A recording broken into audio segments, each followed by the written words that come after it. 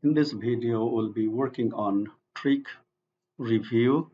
So first, let's start with a right triangle where the legs are adjacent, we call A, and the opposite is O, the hypotenuse is H. And by the Pythagorean theorem, you can say H squared equals A squared plus O squared. And also focus on SOHCAHTOA. So it actually comes from sine theta. So we'll write here sine theta equals O over H. And then cosine theta is A over H. And the tangent theta is coming as O over A. That's the meaning we have. So sine O over H, cosine A over H, and tangent O over A. And we have some more here, reciprocal relations. We call it cosecant x or cosecant theta will be 1 over sine theta. And then secant theta will be reciprocal of cosine, so it's a 1 over cosine theta. And then tangent opposite or reciprocal is cotangent, and we call it 1 over tangent theta. Moreover, if you look at here, tan theta can be written as sine theta over cosine theta because you can see the relation immediately.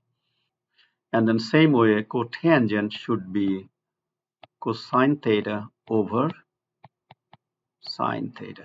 If I divide each term by h squared, then you get h squared here, h squared here, h squared here. So h squared over h squared will give you 1.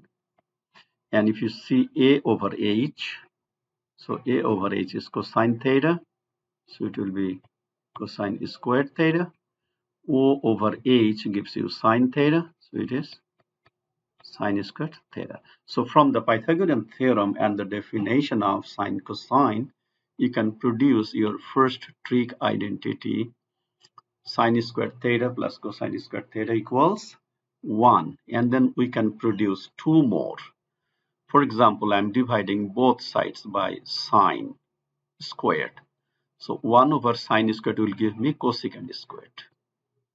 So cosecant squared theta, I'm dividing by sine squared, so you get cosine over sine is cotangent. So you got cotangent squared theta. Sine squared over sine squared is 1. So this is your second identity. And the third one, we can get divide each term by cosine squared. So 1 over cosine squared will give me secant squared theta. And then cosine squared over cosine squared is 1. And sine squared over cosine squared will give me tangent squared theta. So these are the three identities we need. So in my next video, I will talk about multiple angles and some more relations. Thank you for watching my video.